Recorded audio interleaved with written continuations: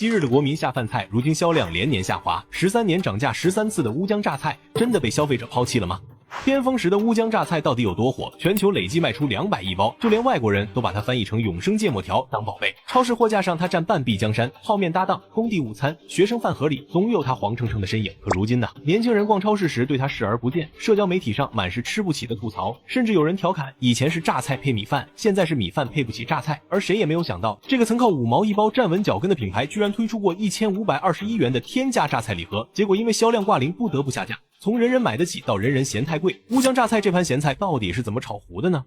早在1898年，重慶涪陵就有了不少榨菜加工作坊，但只售賣給周邊地區。直到1998年前後，涪陵當地把10多家榨菜廠整合起來，成立了重慶市涪陵榨菜集团，烏江這個品牌才算正式登台。在此之前，榨菜市場不是缺斤短兩，就是味道發苦，而烏江一出手就搞標準化生產，統一選料、醃製、包裝，把原先土得掉渣的鹹菜做成了乾淨衛生的袋裝食品。2001年，它就實現了1.5億銷售額，2002年衝到2.2億，短短2年時間就在榨菜市場站穩了腳跟。緊接着，烏江找來了皇阿瑪張鐵林代言，當時張鐵林深入人心的正統形象，硬是把榨菜從屌絲配菜拔高到國民家常菜的層次，連大爺大媽都覺得皇阿瑪吃的肯定不差。2009年，烏江榨菜銷量突破7.12萬噸，直接拿下全國市場占有率第1的宝座。當然，烏江最狠的一點就是把榨菜銷售扎到了中國的每一個角落，從1線城市的大超市到縣城的夫妻店，再到鄉鎮的小賣部，甚至偏遠山區的代銷點，都能看到它的包裝。這種無孔不入的渠道優勢，讓它在2010年成功上市，市值一度飆到350億，被股民戲稱為榨菜茅台，風頭直逼茅台。2021年巔峰期，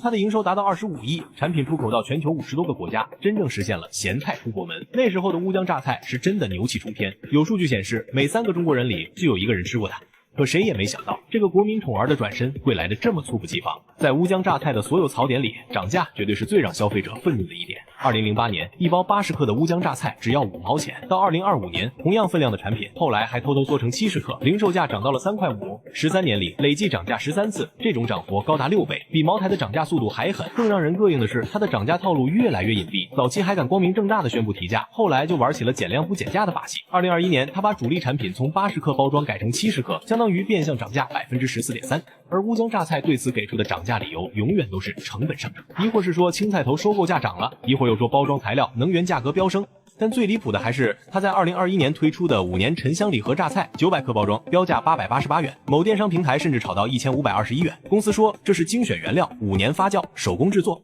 可消費者根本不買賬，有網友調侃，這是榨菜還是金條？吃了能長生不老嗎？這款天價榨菜在各大平台銷量都是個位數，個別店鋪甚至掛了半年沒賣出1包，最後只能悄悄下架。如果這個時代連鹹菜都想當奢侈品的話，那誰還願意購買呢？當然，除了自身問題外，烏江榨菜的銷量下滑也離不開競爭對手的圍剿。以前的烏江榨菜是一家獨大，但現在不僅有老牌對手搶市場，還有新品牌也在挖牆腳。比如重慶的魚泉榨菜和烏江同屬涪陵系，品質不相上下，但價格比烏江便宜30%左右。還有浙江的銅錢橋榨菜，口感清爽，價格親民，10包組合裝只要9塊9，在拼多多上賣得非常火爆。而且以前大家吃榨菜是沒得選，現在大家不吃榨菜是因為有得選。當10塊錢能買到一份熱乎的預制菜，當5塊錢能買到一包網紅低鹽榨菜，誰還願意為3塊5的漲價鹹菜買單呢？面對銷量下滑，烏江也不是完全擺爛，他開始把重心放在 B 端市場，比如推出的烏江榨菜醬、魚調料、榨菜醬油等，但也只是不溫不火。不過話又說回來，烏江榨菜作為大眾熟知的品牌，也不是完全沒有機會了。畢竟中國人對下飯菜的需求從來就沒有消失過，消失的只是那些脫離群眾的品牌。